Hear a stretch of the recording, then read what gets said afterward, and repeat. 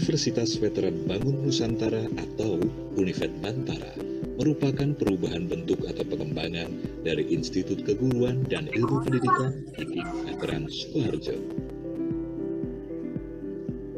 IKIP Veteran Sukoharjo didirikan oleh para veteran pejuang kemerdekaan Republik Indonesia tahun 1968. Adapun para pendiri IKIP Veteran Sukoharjo tersebut ialah Sunario AS BA, FX Sriwidodo BA, Sutasno BA, Karsono AS BA, Sukri Motarum BA, Suroso BA, Sarwoko SA, Dr. Andes Mursidi, Sulpekti. Pada mulanya, IKIP Veteran Sukoharjo merupakan cabang IKIP Veteran Jawa Tengah di Semarang. Daftar SK Dirjen Dikti tanggal 29 September 1969 nomor 174A /DPT /1-69. Dengan terbentuknya Yayasan Pembina Perguruan Veteran Sukoharjo, maka pada tanggal 9 November 1979 secara resmi IKIP Veteran Sukoharjo melepaskan diri dari IKIP Veteran Jawa Tengah Cabang Semarang.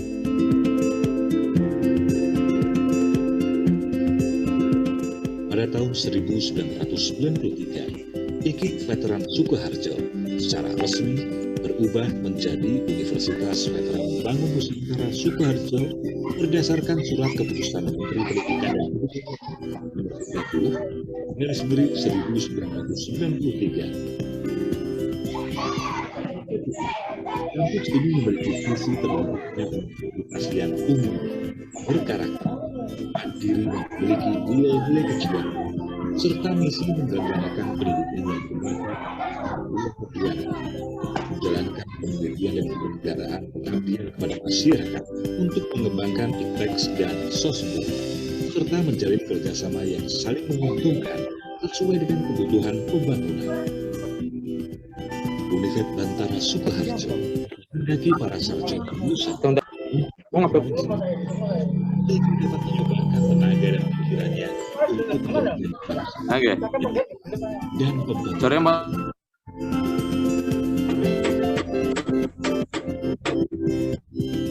Untuk itulah, para mahasiswa dibekali berbagai ilmu pengetahuan yang bermanfaat dalam kehidupan berbangsa dengan berbagai program studi pilihan, Fakultas Keguruan dan Ilmu Pendidikan atau FKIP.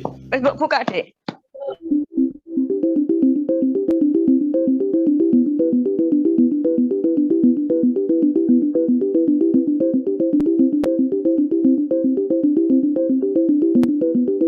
Selamat pagi Bapak Ibu, selamat datang juga kepada Ibu Dr. Farida Nugraini M.Hum, Ibu Dr. Mukti Hidayati M.Hum, juga Ibu Paramita Purbosari. Selamat datang Bapak Ibu, dan juga para peserta webinar, selamat datang, selamat mengikuti webinar.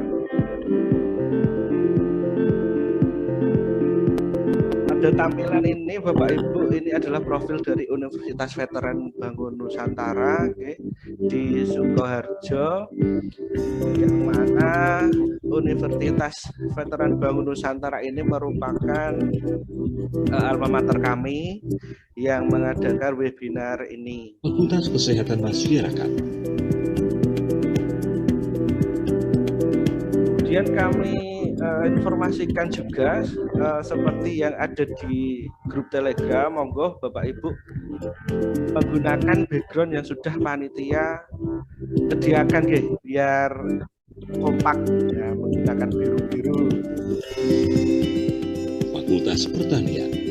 Kemudian mohon nanti untuk mic-nya mungkin bisa diatur ketika pembicara nanti presentasi, monggo di mute. Oke, sesuai nanti panduan dari pembawa acara.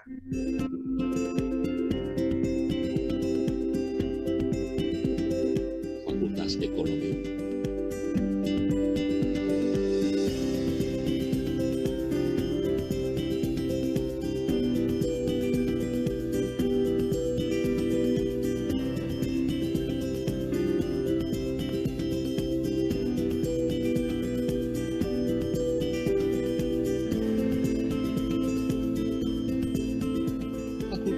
sosial dan ilmu politik.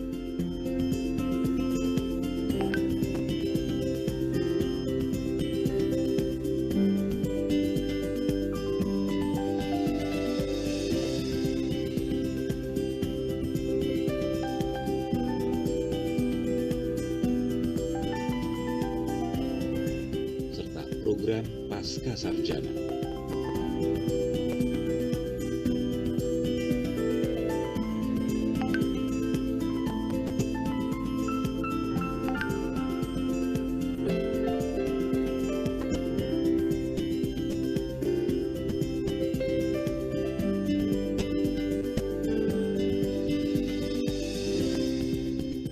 Guna menunjang prestasi mahasiswa, Univet Bantara dilengkapi dengan berbagai sarana dan prasarana.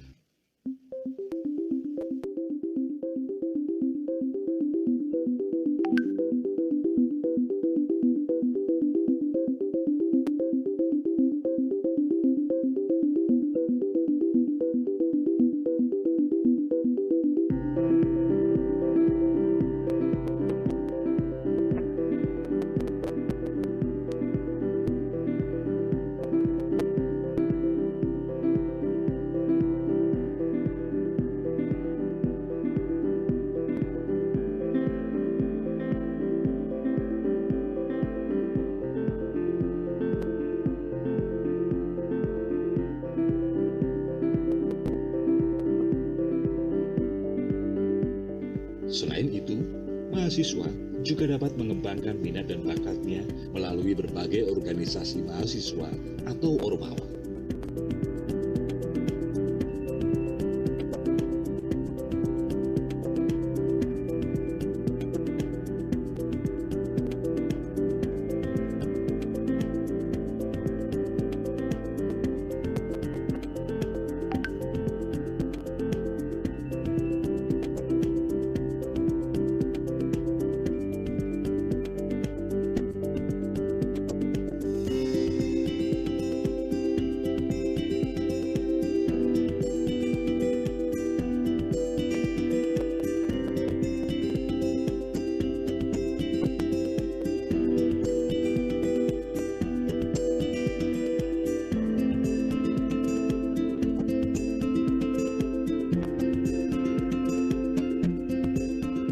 Univet Bantara Sukoharjo, Smart Choice University.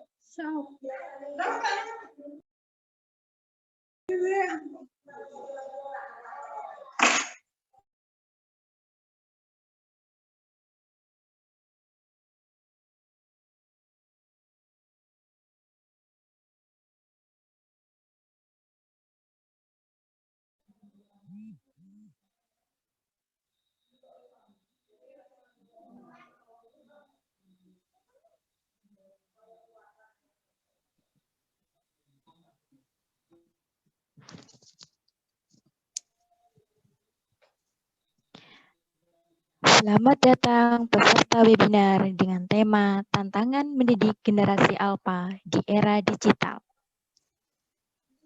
Kepada Bapak Ibu peserta webinar, sebelum acara dimulai, mohon untuk menonaktifkan mikrofonnya dan mengaktifkan kamera serta menggunakan background yang telah kami share selama webinar berlangsung. Terima kasih.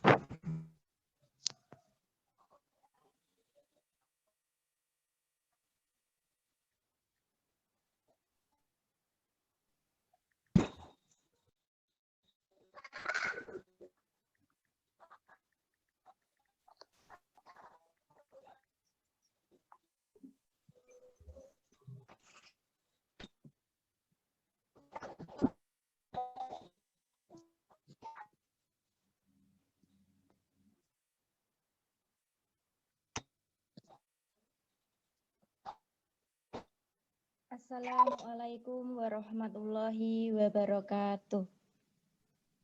Waalaikumsalam warahmatullahi wabarakatuh. Waalaikumsalam warahmatullahi wabarakatuh. Selamat pagi, salam sejahtera untuk kita semua. Salam, Om Swastiastu, Namo Buddhaya, salam kebajikan. Yang terhormat Ibu Dr. Farida Nugrahani M.Hum, selaku Rektor Universitas Veteran Bangun Nusantara Sukoharjo. Yang terhormat Bapak Dr. Andes Tony Hersan MH, selaku Dekan FKIP Universitas Veteran Bangun Nusantara Sukoharjo. Yang terhormat Ibu Dr. Mukti Widayati M.Hum, selaku Koordinator PPG Universitas Veteran Bangun Nusantara Sukoharjo. Yang kami hormati Koordinator Bidang PGSD Ibu Paramita Purbosari SPD MPD. Yang kami hormati Bapak Ibu dosen PPG Universitas Veteran Bangun Nusantara Sukoharjo. Yang kami hormati para narasumber Ibu Dwi Anggraini Siwi MPD dan Bapak Nur Irfanuddin SPD. Dan yang kami hormati Bapak Ibu peserta webinar pada pagi hari ini yang berbahagia.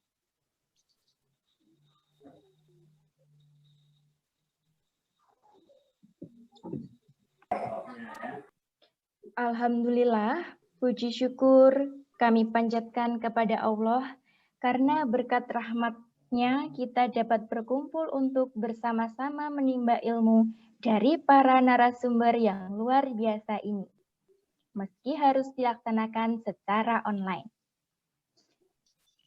Perkenankanlah saya selaku pembawa acara membacakan susunan acara webinar pada pagi hari ini yang mengusung tema Tantangan Mendidik Generasi Alpha di Era Digital. Berikut saya bacakan susunan acaranya. Yang pertama, pembukaan, kemudian menyanyikan lagu Indonesia Raya, pembacaan doa, yang keempat, sambutan pembuka acara oleh Rektor, Dekan, dan Ketua PPG.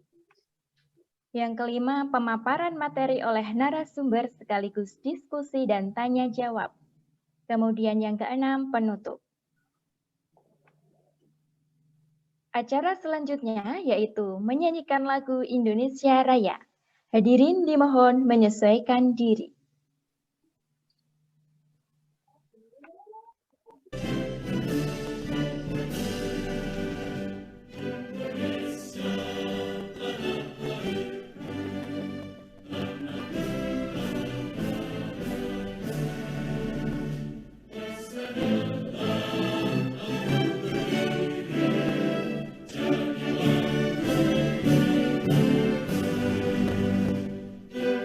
Indonesia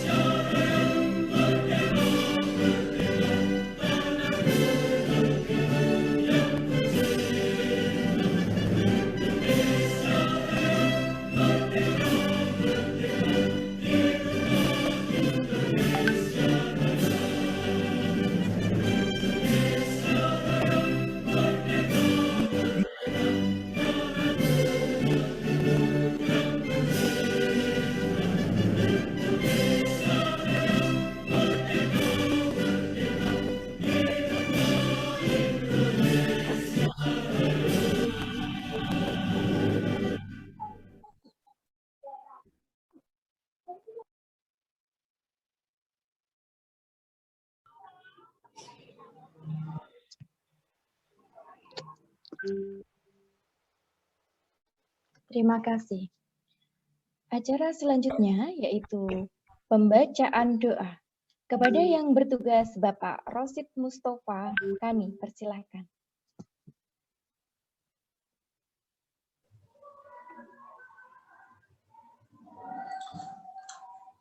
Assalamualaikum warahmatullahi wabarakatuh.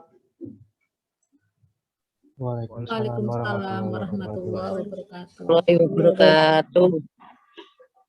Peserta webinar yang kami banggakan pada kesempatan hari ini untuk suksesnya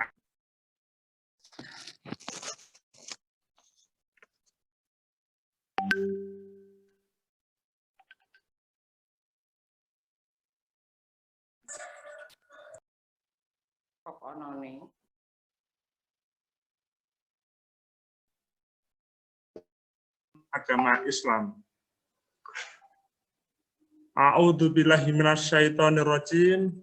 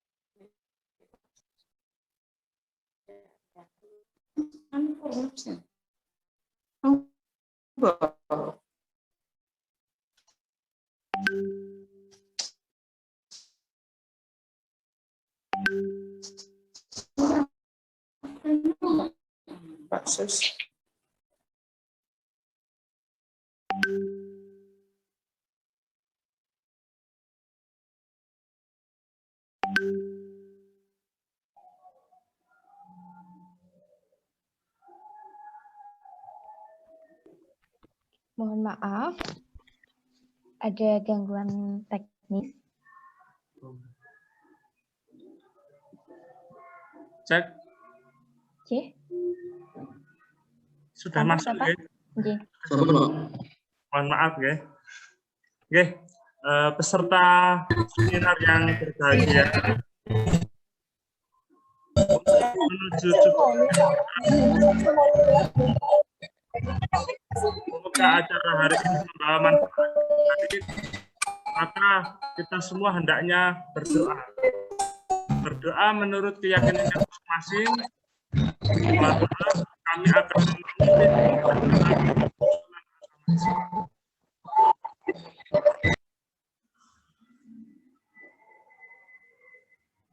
A'udzubillahi minasyaitonirrajim. Bismillahirrahmanirrahim. Hamdan syakirin, hamdan na'imin, hamdan yu'afi ni'amahu wa yukafi mazidah. Ya Rabbana lakal hamdu kama yang bagi lili jalali wajhikal karimi wa adimi sultanik. Ya Allah, ya Tuhan kami, segala puji untukmu, pemelihara alam semesta. Segala puji atas karunia dan kenikmatan yang Engkau limpahkan kepada kami. Segala puji atas keagungan-Mu. Segala puji atas kemuliaan-Mu dan kekuasaan-Mu. Allahumma sholli wa sallim wa barik ala Muhammad wa ala ali wa sahbihi ajma'in. Asyhadu alla ilaha illallah wa asyhadu anna Muhammadan abduhu wa rasuluh. Ya Maliku, ya Kudus, kami agungkan nama-Mu, karena hanya Engkaulah Tuhan kami. Hanya kepadamu kami bersujud, dan hanya kepadamu kami bersyukur. Kami memanjatkan doa. Ya Rahman, ya Rahim, hanya kepadamu kami menyembah, dan hanya kepadamu kami memohon pertolongan. Ya Rabbana, hari ini kami berkumpul di sini dalam seminar kependidikan, berdiskusi, mengurai fikir untuk memberikan sumbangsih terbaik bagi bangsa dan agamamu ini. Karenanya ya Allah, lancarkanlah acara kami. Berkahilah, penuhilah pertemuan ini dengan kebaikan dari awal hingga akhir nanti. Bukalah pikiran kami, lenturkanlah lidah kami, dan berikanlah kepada kami ide-ide cemerlang untuk mengembangkan pendidikan dalam rangka membangun generasi muda bangsa ini. Ya Allah yang Maha mengetahui yang gaib, bimbinglah kami dengan hidayah-Mu. Berkahilah kami selalu dengan takdir-Mu, dan jadikanlah hati kami selalu ridha dengan pemberian-Mu. Rabbis shrahli sadri wa yassirli amri wahlul 'uqdatam min lisani yafqahu qauli. Ya Allah, lapangkanlah dadaku, lancarkanlah lidahku, dan permudahkanlah urusanku. Ya Allah yang Maha pemberi obat, hanya kepadamu-lah hamba berharap, berdoa dan berserah diri. Semoga pandemi virus COVID-19 segera sirna dan dunia kembali sehat sedia kala. Ya Allah yang Maha pemberi petunjuk, terangilah jalan kami, jalan anak-anak kami dalam menjadi generasi emas bangsa, dalam rangka menuju bangsa yang baldatun thayyibatun wa rabbun ghafur, negeri yang makmur, aman, damai, penuh keberkahan dan pengampunan. Allahumma arinal haqqa haqqa warzuqna ittiba'ah wa arinal batila batila warzuqna ijtinabah. Ya Allah, tunjukkanlah kepada kami bahwa kebenaran adalah benar dan memudahkanlah kami untuk mengamalkannya. Dan tunjukkanlah bahwa kesalahan adalah salah dan kuatkanlah kami untuk meninggalkannya. Rabbana atina fid dunya hasanah wa fil akhirati hasanah wa qina adzabannar. Ya Allah, berilah kami kebaikan di dunia dan kebaikan di akhirat, serta jauhkanlah kami dari siksa kubur, siksa neraka-Mu. Subhana rabbika rabbil izzati amma yasifun wa salamun alal mursalin walhamdulillahi rabbil alamin. Demikian untuk pembacaan doa, semoga diijabah oleh Allah Subhanahu wa taala. Semoga webinar ini menghasilkan suatu gagasan yang cemerlang sehingga sukses kita terapkan dalam kesempatan berikutnya. Demikian kami kembalikan ke pembawa acara. Akhirul kalam. Wassalamualaikum warahmatullahi wabarakatuh. Waalaikumsalam warahmatullahi wabarakatuh. Waalaikumsalam warahmatullahi wabarakatuh. Terima kasih Bapak Rosid Mustafa. Kemudian laporan Ketua Panitia kepada Bapak Satria Yuda Wicaksono SPD kami persilahkan. Oke, mohon izin Mbak Bawa acara, apakah suara saya terdengar? Sampun, Bapak. Terima kasih. Bismillahirrahmanirrahim. Assalamualaikum warahmatullahi wabarakatuh. Waalaikumsalam warahmatullahi wabarakatuh. Waalaikumsalam warahmatullahi wabarakatuh. Waalaikumsalam warahmatullahi wabarakatuh. Yang terhormat Rektor Universitas Veteran Bangun Nusantara, Dr. Farida Nugrahani MHum. Yang saya hormati Dekan FKIP Universitas Veteran Bangun Nusantara, Dr. Andes Tony Harsan MH. Yang saya hormati Koordinator Pengelola PG Universitas Veteran Bangun Nusantara, Dr. Mukti Widayati MHum. Yang saya hormati Koordinator Bidang PGSD Universitas Veteran Bangun Nusantara, Ibu Paramita Bebersari SPD MPD. Serta tidak lupa yang saya hormati pula Bapak Ibu dosen, tamu undangan, pembicara, serta Bapak Ibu peserta webinar yang berbahagia. Alhamdulillahirabbil alamin wa bihi nasta'inu ala umurid dunya waddin wa ala alihi wa ashabihi ajma'in wa la qaula wa la quwata illa billahil aliyil azim. Amma ba'd. Puji syukur kehadirat Allah Subhanahu wa taala atas segala limpahan rahmat, hidayah, berkah serta nikmatnya kepada kita semua, baik nikmat yang diberikan secara eksplisit maupun nikmat yang diberikan secara implisit. Eksplisit diantaranya adalah kesehatan yang mana sampai saat ini kita masih diberikan kesehatan dan nikmat implisit, yaitu kesempatan, sehingga kita masih bisa bertatap maya pada saat ini, insya Allah sampai nanti kegiatan webinar selesai tanpa halangan suatu apapun. Amin Allahumma amin. Sholawat serta salam tentunya tidak lupa kita selalu lantunkan ke baginda Rasulullah Sallallahu Alaihi Wasallam, yang mana kita tunggu, kita harapkan syafaatnya mulai saat ini sampai yaumul akhir nanti. Amin Allahumma amin. Bapak Ibu yang berbahagia, mohon izin saya akan melaporkan kegiatan webinar pada pagi hari ini.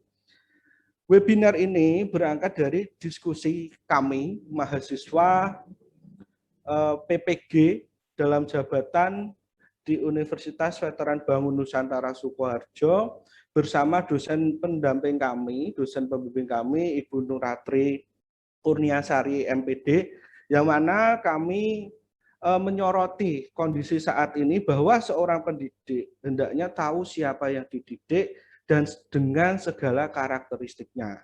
Untuk itu kami mengangkat tema dengan tema tantangan mendidik generasi alfa di era digital.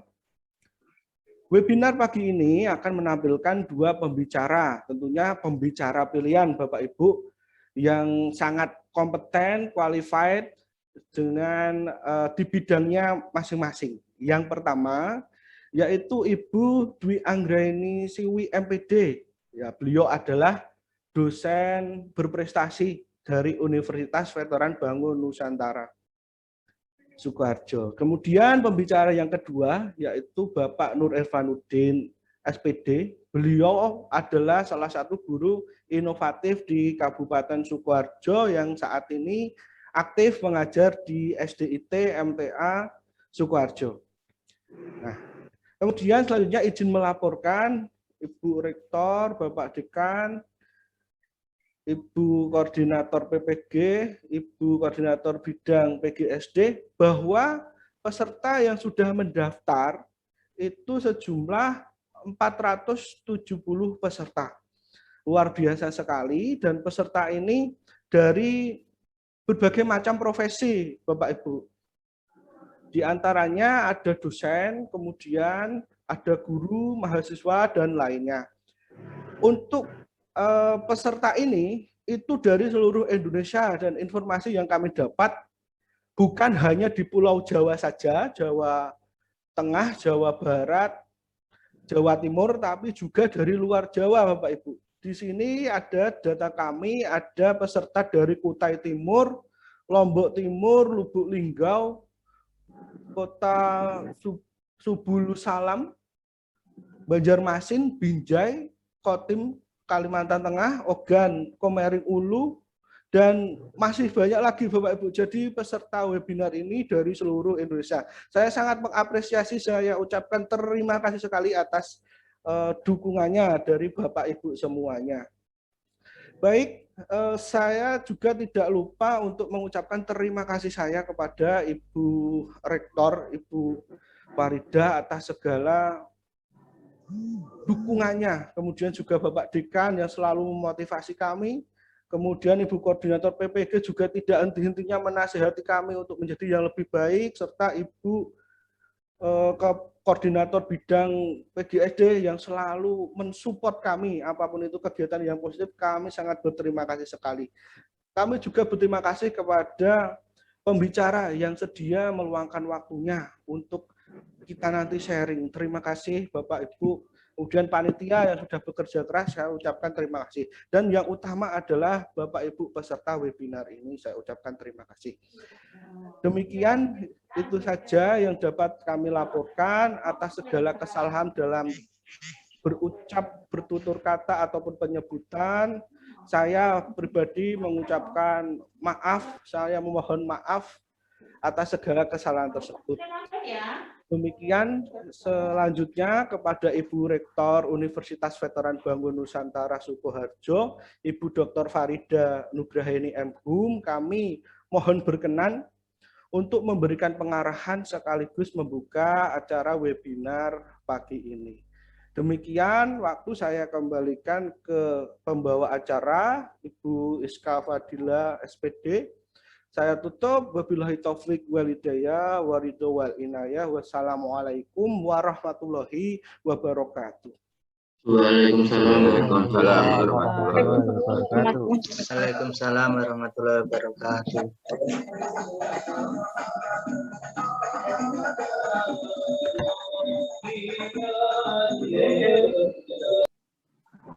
Selanjutnya, sambutan yang pertama akan disampaikan oleh Ibu Dr. Farida Nugrahani MHum, selaku Rektor Universitas Veteran Bangun Nusantara Sukoharjo, sekaligus membuka acara. Kepada Ibu Dr. Farida Nugrahani, kami persilahkan. Baik, terima kasih Mbak Iska atas waktunya untuk saya. Cek sound, apakah suara saya terdengar dengan baik Mbak Iska? Sampun Ibu. Oke, baik, terima kasih. Bapak Ibu hadirin seminar yang berbahagia, dan izin saya mulai. Bismillahirrahmanirrahim. Assalamualaikum warahmatullahi wabarakatuh. Waalaikumsalam warahmatullahi wabarakatuh. Salam sejahtera untuk kita semua. Alhamdulillahirabbil alamin wa bihi nasta'in wa ala umuri dunya waddin. Asyhadu an la ilaha illallah wa asyhadu anna Muhammadan abduhu wa rasuluh. Rabbis rohli sodri wa sirli amri wahlul uqdatam min lisani yafqahu qawli. Yang saya hormati Bapak Dekan FKIP Univet, Bapak Tony Harsan MH, yang saya hormati Koordinator PPG FKIP Univet Bantara Sukoharjo, Ibu Dr. Mukti Widayati MHum, beserta Sekretaris PPG, Bapak Dr. Amin Sunar Hadi dan Bapak Habibur Rahman MPD, Ibu Koordinator Bidang PGSD yang saya hormati, Ibu Paramita, yang sekaligus beliau adalah Wakil Dekan 2 FKIP Univet, Bapak Ibu dosen PPG serta seluruh mahasiswa PPG yang saya hormati, tentunya juga seluruh peserta seminar yang saya muliakan dan yang saya banggakan, Mas siapa ya namanya, Satria Yuda Wijaksono, Ketua Panitia beserta seluruh panitia ya dari kelas 4 PGSD PPG FKIP Univet ya. Anda semua adalah kader-kader bangsa yang dimiliki Univet pada saat ini, tentunya selalu Ibu bangga-banggakan. Semoga Anda bisa berproses dengan lebih baik dan selalu menjadi yang terbaik. Dan kami Univet akan mengantarkan Anda menjadi guru yang profesional dan mempesona. Bapak Ibu hadirin yang tadi telah saya sebutkan, marilah pertama-tama kita memanjatkan puja dan puji syukur kehadirat Allah Subhanahu wa taala karena atas rahman rahim ya, taufik, hidayah dan inayahnya kita bersama-sama masih diberikan kesempatan untuk berkumpul di sini meskipun dalam virtual meeting, dalam dunia maya. Tapi alhamdulillah kita bisa saling menyaksikan bahwa kita semua dalam keadaan sehat walafiat. Kita semuanya bermunajat, memohon kepada Allah, semoga pandemi COVID-19 segera berlalu dan kita bersama-sama bisa menjalani kehidupan yang normal sebagaimana biasanya sehingga bisa melaksanakan kegiatan secara luring. Selanjutnya, sebagai pimpinan tertinggi di Univet Bantara Sukoharjo, selaku rektor, saya mengapresiasi kegiatan ini. Untuk itu saya ucapkan terima kasih kepada Dekan FKIP, Koordinator PPG, Ketua Koordinator Bidang, Ketua Bidang, dan seluruh mahasiswa dan panitia yang menyelenggarakan acara ini, saudara ya. Ini adalah sebuah webinar, ya tentu saja merupakan kegiatan ilmiah yang membanggakan yang bisa dilaksanakan oleh mahasiswa. Lebih-lebih lagi kali ini mengangkat tema tantangan mendidik generasi alpha di era digital. Sungguh tema ini merupakan tema yang krusial dan amat sangat kekinian dan penting untuk dibahas bersama-sama supaya memiliki kesepahaman bagaimana kita menempatkan diri sebagai pendidik di era abad 21 ini supaya pas di dalam mendidik generasi alfa di era digital. Tentu saja kita paham semuanya, Bapak Ibu Saudara, terutama Anda yang sedang belajar di PPD, Anda sedang dipersiapkan menjadi guru profesional yang memesona di abad 21, di mana nantinya ketika nyebur ke dunia nyata, hal yang menjadi keniscayaan adalah menghadapi generasi milenial. Maka itu kemampuan Anda di bidang IT ya dengan segala konsekuensi logisnya, yaitu pembelajaran yang mestinya berorientasi pada TIPEK, medianya juga berbasis digital, instrumen evaluasinya juga demikian, LKPD demikian. Nah, itu tentu saja akan menjadi modal yang penting bagi Anda untuk bisa diterima oleh generasi alpha yang dimaksudkan oleh panitia pada saat ini. Oleh karena itu, saya ucapkan terima kasih dan yang sedalam-dalamnya ya kepada para narasumber. Yang pertama, Ibu Dwi Anggrainisi MPD, beliau adalah dosen PGSD Unifed, ya, dosen yang sangat aktif dan juga kreatif ya dan muda di PGSD. Yang insya Allah nanti akan berbagi ilmu dengan para peserta semuanya, dan juga Bapak Mas ya Nur Ervanuddin SPD, ini mahasiswa PPG Daljab angkatan 2 ya, guru di SDIT MTA Sukoharjo. Beliau berdua akan membagi ilmu kepada Bapak Ibu semua peserta. Saya doakan semoga menjadi ilmu yang dibagikan menjadi amal ibadah, ya, bernilai ibadah untuk keduanya dan bermanfaat bagi Bapak Ibu semuanya. Semoga Allah nanti menggantinya dengan pahala yang berlipat ganda. Saya ucapkan terima kasih juga untuk Mas Satria Yuda Wijaksono bersama seluruh panitia yang telah bekerja keras sehingga acara ini terlaksana dengan baik dan sangat membanggakan karena Anda bisa menghadirkan para peserta di seluruh pelosok tanah air. Pada kesempatan yang membahagiakan ini tentu saja saya sebagai rektor ingin juga memperkenalkan kepada seluruh peserta yang ada di seluruh penjuru tanah air, inilah Unifed Bantara Sukoharjo. Saya mengundang Bapak Ibu semuanya yang belum bergabung dengan Unifed, mari bergabung dengan Unifed, silahkan mengirimkan putra-putrinya, tetangganya, sejawatnya, koleganya, atau mungkin Bapak Ibu sendiri untuk Unifed. Kita memiliki 7 fakultas, baik S1 maupun S2, dan juga memiliki 22 program studi. Nanti silahkan bisa dibuka web untuk mengenal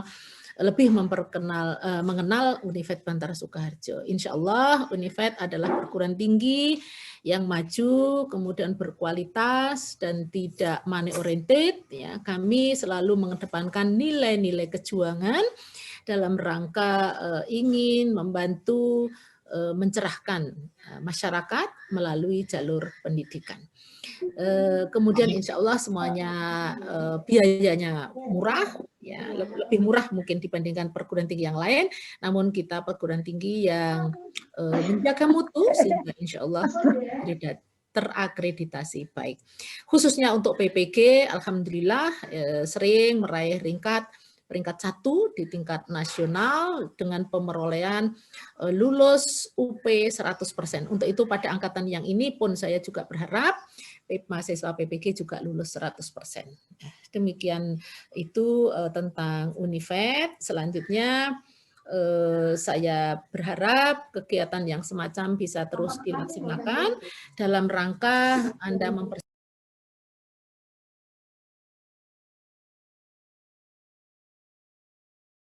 mic-nya kepencet, Bunda.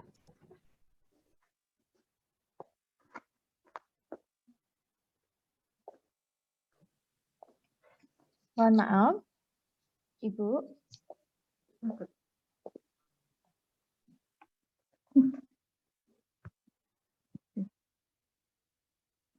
Bentar, kita ngoten.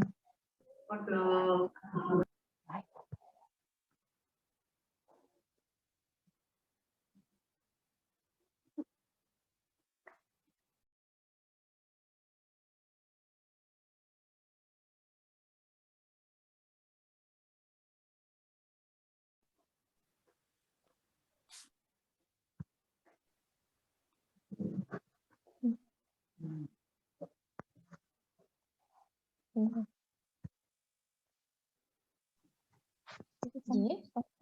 Farida.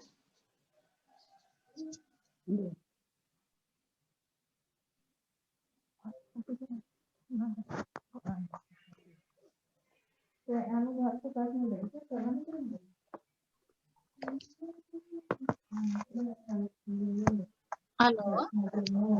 Bu, sampun. Maaf, nampaknya ada kendala. Saya terlempar dari mohon maaf ya karena memang baru ada perbaikan jaringan di sekitar rumah saya di Pajarindah. Saya sambung dengan HP. Ini semoga bisa diterima. Jadi sampai di mana saya sampaikan.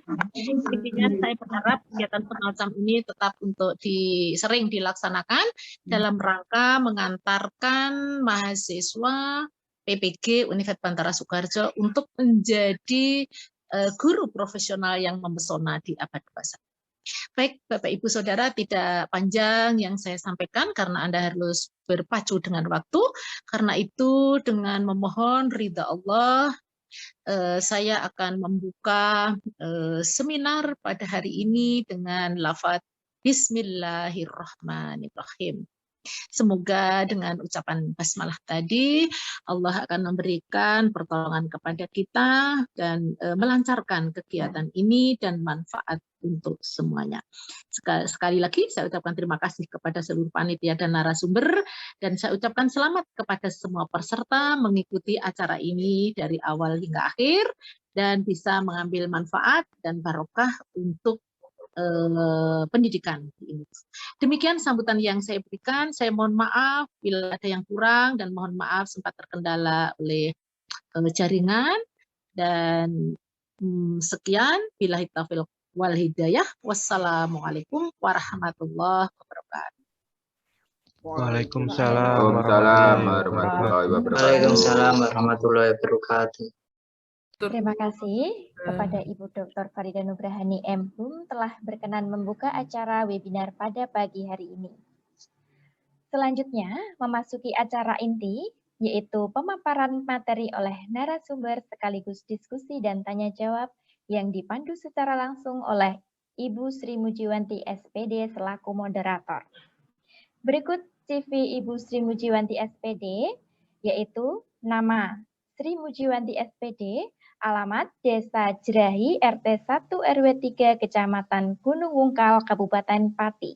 Aktivitas saat ini sebagai mahasiswa PPG Daljab Universitas Bantara Sukoharjo, guru di SDN Jerahi 1, Kecamatan Gunung Wungkal, Kabupaten Pati, konten kreator, prestasi juara 1 Duta Bahasa Putri Kabupaten Pati tahun 2017. Kepada Ibu Sri Mujiwanti SPD, kami persilakan. Terima kasih Saudari Iska. Mbak Iska, apakah suara saya bisa didengar? Sampun. Alhamdulillah. Semuanya, Assalamualaikum warahmatullahi wabarakatuh. Waalaikumsalam warahmatullahi wabarakatuh. Alhamdulillah, Rabbil Alamin. Hari ini kita diberikan kesehatan sehingga bisa bertemu secara tatap maya untuk mengikuti webinar pada hari ini. Apa kabar Bapak Ibu semuanya? Saya harap kalian semua dalam keadaan sehat, semangat untuk mengikuti webinar pada hari ini dengan tema Tantangan Mendidik Generasi Alfa di Era Digital. Bapak Ibu, dalam diskusi hari ini tadi sudah disampaikan oleh Bapak Ketua Panitia bahwa akan ada 2 narasumber yang akan memaparkan materinya, di mana setiap narasumber nanti akan memaparkan materi selama maksimal 30 menit. Setelah kedua materi disampaikan oleh narasumber, nanti akan saya buka 2 termin diskusi, di mana setiap termin akan ada 3 pertanyaan yang kita diskusikan. Jadi, Bapak Ibu peserta webinar yang berbahagia, silakan nanti melayangkan pertanyaan di kolom chat selama narasumber memaparkan materinya. Ngaten nggih. Berbicara masalah tema webinar hari ini, saya teringat pepatah lama yang kalau tidak salah isinya kurang lebih, didiklah anak sesuai dengan zamannya. Saya yakin sebagian dari kita adalah orang tua atau mungkin pendidik atau mungkin mahasiswa yang termasuk para generasi milenial yang saat ini mungkin aktif di dunia pendidikan. Jadi merujuk pada pepatah itu tadi, tentu kita tidak bisa menyamakan cara mendidik generasi alfa dengan generasi milenial ataupun mungkin generasi sebelumnya. Lalu bagaimana sebenarnya ciri generasi alfa itu dan cara terbaik untuk mendidik mereka, serta tantangan-tantangan apa yang mungkin muncul dalam mendidik generasi alfa? Untuk membahas permasalahan tersebut, telah hadir di tengah-tengah kita dua narasumber yang sangat hebat, dua narasumber yang inspiratif. Yang pertama adalah Ibu Dwi Anggraini Siwi, SPD MPD. Beliau adalah dosen di Universitas Veteran Bangun Nusantara Sukoharjo. Dan yang kedua adalah Bapak Nur Irfanuddin SPD, seorang guru inspiratif yang mengajar di SDIT MTA Sukoharjo. Nah, untuk kesempatan pertama nanti akan saya berikan kepada narasumber yang pertama, kepada Ibu Siwi. Saya sapa dulu Ibu Siwi. Selamat pagi, Bu. Selamat pagi, Mbak Sri Mujiwanti. Oke, Assalamualaikum warahmatullahi wabarakatuh. Waalaikumsalam warahmatullahi wabarakatuh. Nanti setelah Bu Siwi akan ada pemaparan dari Pak Nur Irfanuddin. Baik, Bapak Ibu, saya ingatkan kembali, selama pemaparan materi berlangsung, mohon Bapak Ibu untuk menonaktifkan mikrofon sehingga diskusi berjalan dengan baik, lancar, dan Bapak Ibu juga bisa melayangkan pertanyaan lewat kolom chat. Nanti pertanyaan Bapak Ibu akan kami diskusikan selama termin diskusi dibuka. Kepada Ibu Siwi, untuk pemateri pertama, tak kenal maka tak sayang. Ini saya bacakan dulu CV beliau. Nama lengkap Ibu Dwi Anggraini Siwi SPD MPD, lahir di Sukoharjo tanggal 7 Januari 1989, status menikah, saat ini kesibukannya sebagai dosen di Universitas Veteran Bangun Nusantara Sukoharjo. Beliau tinggal di Cantelan RT 1 RW 3 Mulur Bendosari, Kabupaten Sukoharjo. Riwayat pendidikannya, beliau lulus dari S1 Pendidikan Biologi UNY tahun 2010, kemudian melanjutkan ke Pendidikan Sains di tahun 2012 beliau lulus, kemudian saat ini sedang menempuh pendidikan lanjut di Ilmu Pendidikan di S3 Ilmu Pendidikan Universitas 11 Maret Surakarta. Kemudian karya-karya beliau sungguh sangat banyak sekali. Ini tidak bisa saya sebutkan satu persatu. Sudah ada lebih dari belasan karya yang dimuat, karya ilmiah yang dimuat di jurnal. The latest one, salah satu yang paling terbaru ini adalah tahun 2021 dengan judul Effectiveness of Using Gibbard Module, The Movement of Land Marching for Students in Elementary School, yang dimuat di CGES. Journal of Educational Science. Ngoten, kepada Ibu Siwi, kami persilahkan. Baik, terima kasih atas kesempatan yang diberikan kepada saya. Apakah suara saya terdengar jelas? Jelas, Bu, aman. Oke, baik.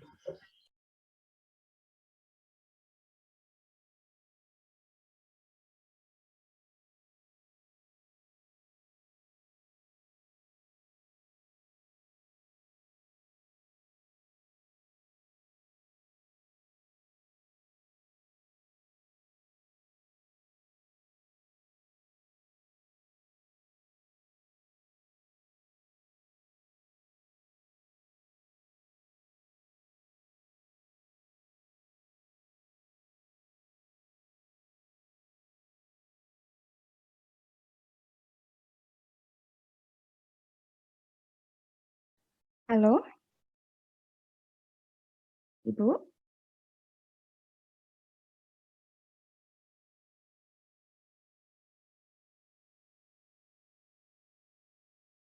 Bu Iska, apakah suara saya masih bisa didengar?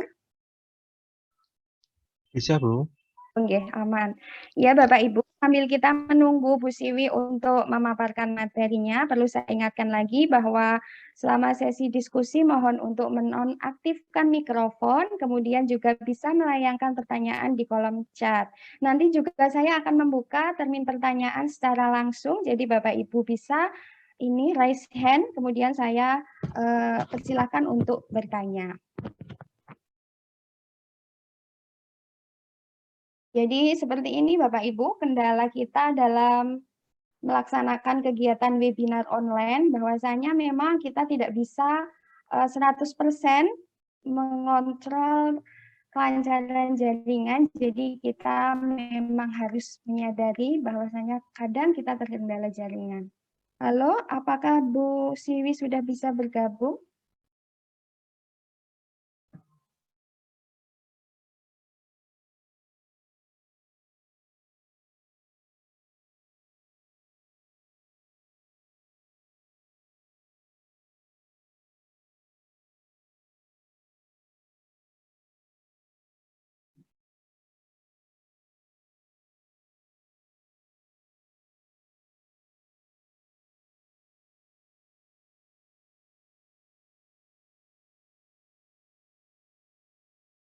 Sambil menunggu Ibu Siwi, mungkin panitia bisa menampilkan materinya.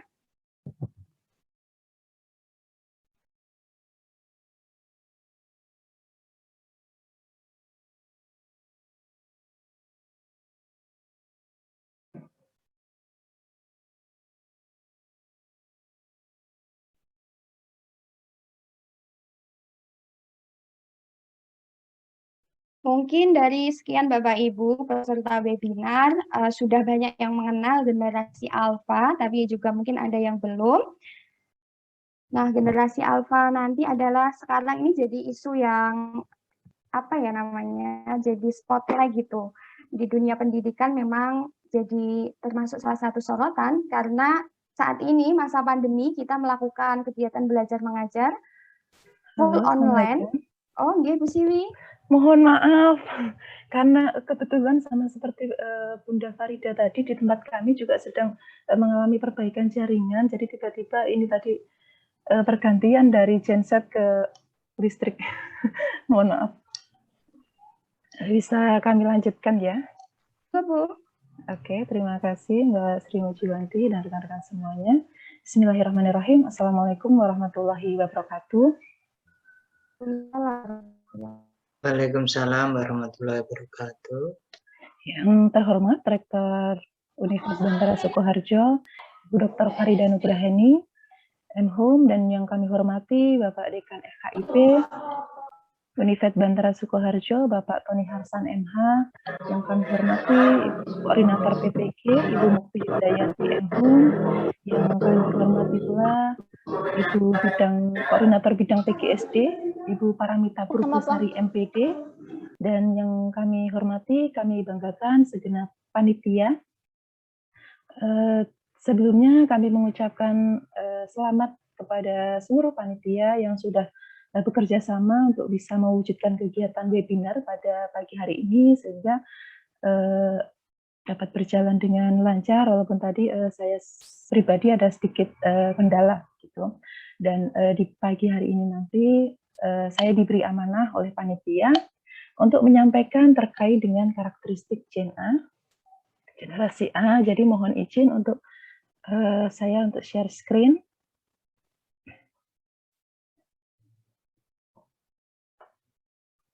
Sudah nampak Bapak Ibu semuanya? Halo? Sampun Bu. Sudah.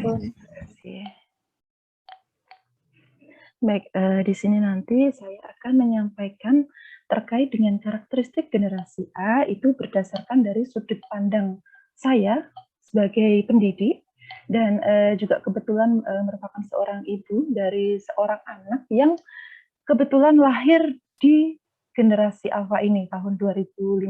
Jadi sekarang di usia hampir 6 tahun. Jadi kita menghadapi tantangan yang sama. Dan ini nanti kita akan lebih banyak terkait sharing pengalaman saja ya Bapak Ibu. Untuk selanjutnya terkait dengan karakteristik generasi alfa ini, sebelum kita mengenal lebih jauh terkait dengan karakteristik generasi alfa, saya akan mengajak Bapak Ibu semuanya flashback kembali ke 20 atau 25 tahun silam, ke beberapa masa yang lalu, bahwasanya di sini kita masih mengenal berbagai macam permainan tradisional, dan saya rasa Bapak Ibu di sini semua pasti pernah mencoba, pernah memainkannya, dan ini sangat familiar sekali, mulai dari dakonan, kemudian bermain layang-layang, kemudian bermain lompat tali, bermain ketapel, bermain kelereng, seperti itu ya. Dan kalau dulu itu 20-25 tahun silam itu kalau bisa kita sebutkan bahwasanya masalah terbesar dalam hidup kita itu adalah hanya matematika, dan diminta ibu untuk pulang ketika kita sedang asik bermain begitu. Nah, sedangkan di sini itu eranya di generasi alfa ini nanti eranya itu sudah sangat berubah begitu. Nah, itu yang nanti akan kita soroti secara bersama-sama. Jadi barangkali Bapak Ibu pasti juga melihat gambar ini pasti merindukan momen-momen seperti ini lagi begitu ya. Nah, tetapi di sini seperti yang disampaikan Mbak Sri Mujiwanti tadi, memang didiklah anak sesuai zamannya. Dan di sini setelah tadi saya mengajak Bapak Ibu untuk flashback sekilas terkait masa lalu Bapak Ibu, yang saya rasa pasti usia kita tidak terlalu jauh begitu ya Bapak Ibu ya. Jadi di sini memang kita tidak bijak jika membandingkan zaman, karena memang setiap zaman itu memiliki karakteristiknya sendiri-sendiri, memiliki budayanya sendiri-sendiri, dan memiliki kesulitannya masing-masing begitu. Nah, di sini kita dapat melihat ada beberapa perbedaan generasi, dan sekarang kita ada di generasi mana Bapak Ibu? Kita pernah kalau di generasi kita itu adalah generasi milenial. Di kelahiran 80-90-an begitu ya. Tetapi sebelumnya kakek nenek kita, eyang kakung, eyang uti, mbah kakung, mbah uti, itu dulu itu merasakan ini loh, right me. Jadi kesehariannya untuk komunikasi sehari-hari itu sudah mengenal teknologi sederhana, yaitu menggunakan surat menyurat begitu. Kemudian di generasi orang tua kita, Bapak Ibu kita, di kelahiran 60-70 itu sudah masuk ke generasi calling, sudah mulai mengenal handphone seperti itu, tetapi dengan kalau harus memberi pulsa itu harus mahal, harus ke counter, datang ke counter, kemudian kartu perdana masih mahal seperti itu. Itu belum lagi kalau nanti menelpon keluar daerah atau keluar wilayah itu kena roaming seperti itu. Nah, kemudian di generasi kita, itu kita sudah mulai mengenal yang email me, jadi persuratan elektronik. Jadi sudah mengenal Friendster, sudah mengenal Mic33, kemudian email itu melalui Yahoo, dan sebagainya. Nah, kemudian di bawah kita, generasi 90-an, itu sudah mulai mengenal chat me. Nah, sudah mulai masuk itu, awal-awal itu adalah chat by BB, BlackBerry begitu ya, PIN BB atau kartu keran PIN BB seperti itu. Nah, di sini per masing-masing karakteristiknya untuk generasi Right Me, yaitu baby boomers, dinamakan baby boomers itu usia 46, kelahiran 46 sampai 64. Itu masih menggunakan komunikasi empat mata dan membangun kedekatan. Dalam membangun kedekatan itu masih menggunakan komunikasi seperti itu. Kemudian masih sulit beradaptasi dengan perkembangan teknologi saat ini. Jadi makanya kalau kita melihat mbah-mbah kita, eyang kakung, eyang uti itu kalaupun bisa menggunakan telepon atau handphone itu biasanya hanya untuk sekedar menelpon begitu.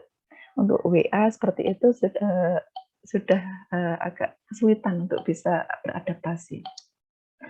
Kemudian untuk di Gen X ini, kelahiran 65 sampai 80, itu sudah mulai berkomunikasi singkat dan ringkas, kemudian memiliki sikap empati dan menjunjung sopan santun. Itu tergambar dari orang tua kita. Kemudian lebih suka menggunakan phone call daripada email dan chat.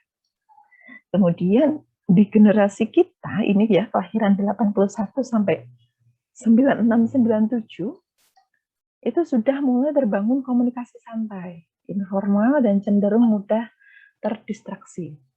Kemudian sudah mulai cepat beradaptasi terhadap perkembangan teknologi. Nah, ini disebut sebagai gen milenial.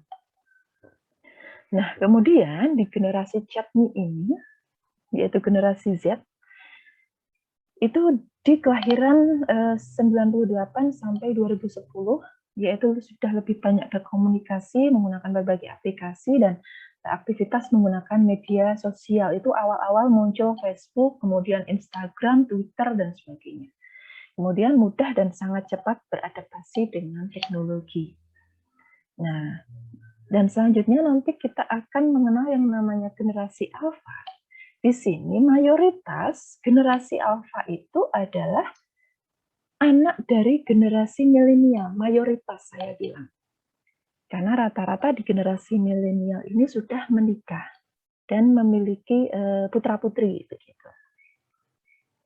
Nah, tetapi sekarang kita akan melihat bagaimana toh sebenarnya potret orang tua zaman now, potret orang tua milenial. Seperti inikah? Iya tidak Bapak Ibu? Ayo kita mencoba introspeksi diri lagi, kira-kira apakah benar ketika kita sedang bersama anak, itu kita juga asik dengan gadget kita. Kita sehari-hari itu kalau bahasa saya, itu ngeloni laptop begitu. Ngeloni laptop, ngeloni HP.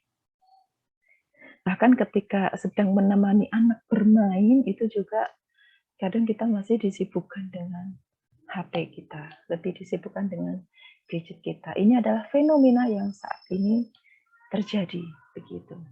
Ditambah lagi sekarang situasinya adalah sedang di situasi pandemi. Lebih banyak kita berinteraksi itu secara virtual.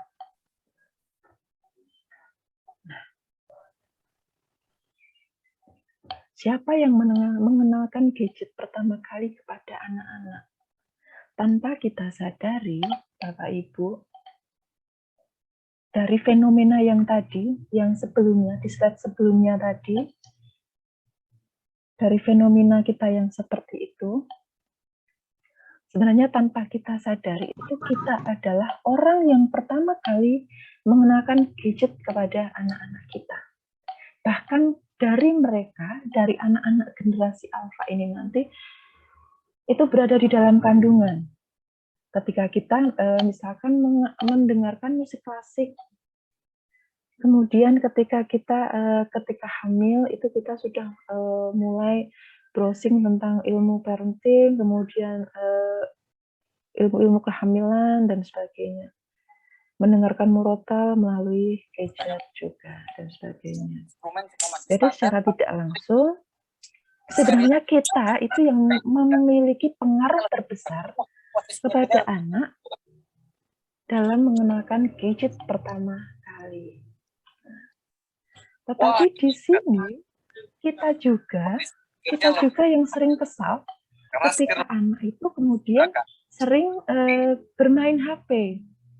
Nah, padahal sebenarnya Bapak Ibu tanpa kita sadari, pada dasarnya anak itu juga tidak mau ketika kita itu di rumah itu asik dengan gadget kita, asik dengan laptop kita. Nah, nanti akan kita kupas lebih dalam lagi bagaimana mensiasati ini, begitu Bapak Ibu. Jadi memang ternyata begini ya fenomena yang sekarang terjadi. Jadi sebenarnya anak itu juga karena apa? Anak itu ketika sedang bermain itu sebenarnya pengennya itu seluruh jiwa raga kita, tidak hanya fisiknya saja, tetapi juga juga pikiran kita, hati kita itu juga fokusnya ke anak. Ketika menemani mereka belajar itu juga pengennya anak itu juga kita fokusnya itu ke mereka, hati dan pikiran kita. Tetapi yang terjadi kadang apa Bapak Ibu? Karena ini saya juga mengalami. Di sini saya juga berperan dalam melakukan kesalahan ini Bapak Ibu. Kadang sambil apa? Sambil melakukan pekerjaan kita dan sebagainya. Nah, sekarang pertanyaannya, kalau di rumah, kita itu lebih sering mainnya gadget atau main sama anak? Silakan Bapak Ibu berintrospeksi. Lebih sering mana? Tugas PPG-nya banyak, Bu. Pekerjaan kantor banyak. Tugas kuliah banyak, tugas sekolah banyak. Itu kadang alasan klasik kita untuk kita selalu sehari-hari itu menghabiskan waktu di depan gadget kita. Nah, makanya di sini pada akhirnya muncullah yang namanya generation gap. Karena apa? Dari kebiasaan kita yang menggunakan gadget untuk aktivitas sehari-hari, untuk bekerja, untuk belanja online, bahkan untuk pesan makanan, untuk sekolah, untuk mencari informasi, untuk bermain di media sosial. Itu tanpa kita sadari, kita itu sudah menanamkan ke anak. Begitu, tetapi kita selalu memberikan menaruh kesalahan terbesar itu ke anak. Nah, itu yang kita salah di situ. Jadi di sini generation gap di sini bahwasanya kadang itu membuat kita lupa bahwasanya gen alpha itu tuh memang berbeda dengan gen-gen sebelumnya, berbeda dengan generasi sebelumnya. Karena apa? Ini dasarnya dari kita tadi loh, generasi milenial yang mengenalkan gadget tadi. Begitu. Nah, sekarang setelah tadi saya gambarkan mulai dari flashback-nya, kemudian fenomena terkininya seperti apa, dari sisi kita sebagai orang tua, sekarang kita akan mengenal lebih dalam lagi terkait dengan generasi alpha. Yang kelahiran mulai dari 2000, tahun kelahirannya mulai dari 2010 sampai 2020-2025. Nah, jadi generasi alpha ini sebenarnya merupakan kelompok baru begitu. Jadi di era yang serba digital saat ini. Yang lingkungannya sudah pasti berbeda dari generasi-generasi sebelumnya. Makanya di sini tantangan tersendiri untuk kita dalam mengasuh dan membesarkan anak-anak pada generasi ini. Karena apa? Anak-anak pada generasi ini itu sangat nyaman dengan teknologi. Anak 3 tahun itu sudah mulai pandai bermain touchscreen HP, sudah mulai menggeser-geser, begitu sudah mulai mencari-cari. Bahkan yang bahaya lagi di sini kebetulan anak saya 5 tahun lebih itu sudah lancar membaca, sudah lancar menulis, sudah mulai lancar untuk mengetik sesuatu di gadget. Dia sering mencari sendiri truk sampah, truk tangki, kemudian berbagai macam dia itu bisa mencari sendiri, dia bisa mengetik sendiri. Nah, itu saya sebagai orang tua itu sudah mulai was-was.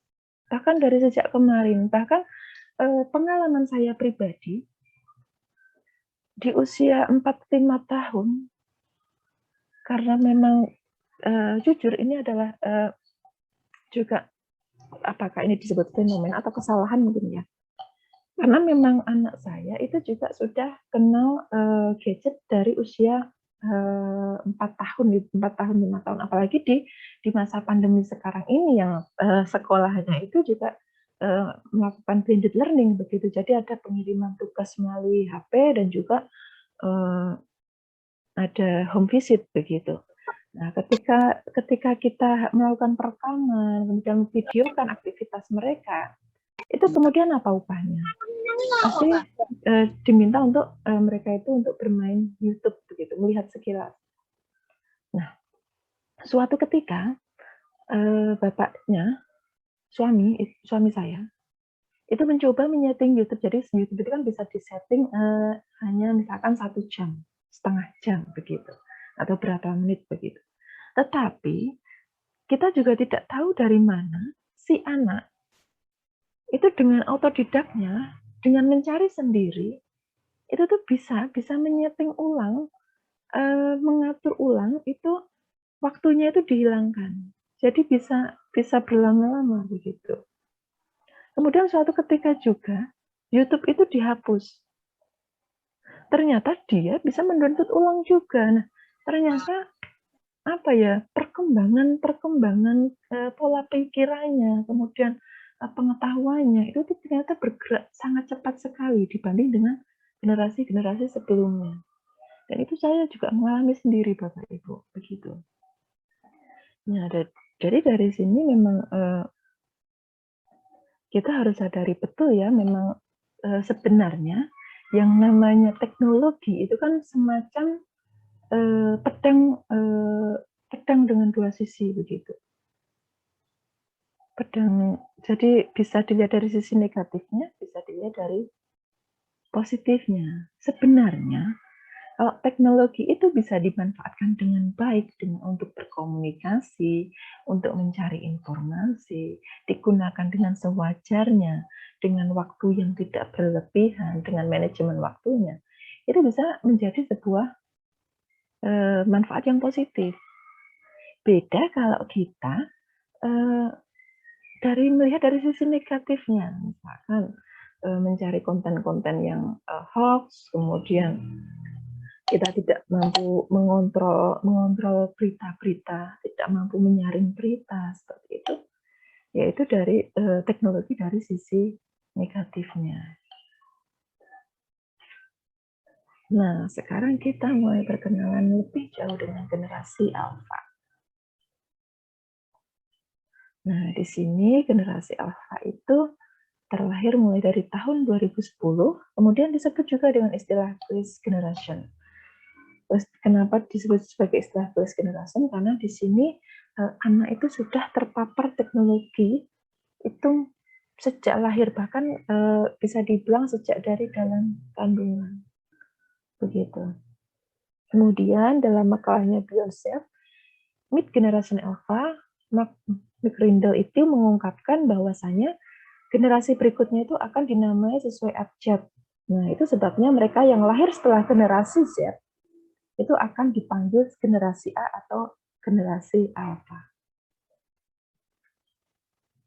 Nah, di sini untuk karakteristiknya generasi alfa sendiri, yang pertama adalah paling terdidik. Karakteristiknya itu adalah generasi alfa itu merupakan generasi yang paling terdidik. Kenapa bisa dibilang begitu? Karena memang sekarang ilmu parenting itu kan berkembang dengan cepat.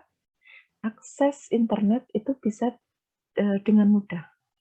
Kemudian juga segala sumber informasi itu bisa kita dapatkan dengan mudah. Bahkan sekarang banyak sekali akun-akun Instagram, kemudian YouTube itu yang memang fokus untuk terkait dengan membahas dunia parenting begitu. Bahkan sejak dari usia kehamilan, bagaimana nutrisi yang benar, bagaimana makanan untuk ibu hamil, bagaimana untuk ibu menyusui, bagaimana untuk meningkatkan perkembangan otak dan sebagainya begitu. Jadi generasi milenial yang ini ya, jadi generasi alfa itu adalah mayoritas adalah dilahirkan dari generasi milenial. Itu kan memang sudah mulai mampu beradaptasi dengan teknologi begitu ya. Jadi mereka itu dapat dengan mudah belajar begitu. Makanya di sini yang pastinya dari segi nutrisi, dari segi pengetahuan itu pasti lebih baik begitu, paling terdidik. Kemudian yang kedua yaitu generasi alfa itu paham teknologi. Jadi seperti yang saya sampaikan tadi ya, kita itu adalah pengguna teknologi yang mengenalkan teknologi ke anak, yang kemudian membiasakan anak untuk mengenal dan menggunakannya. Sedangkan kalau kita lihat ya Bapak Ibu ya, kalau kita menyoroti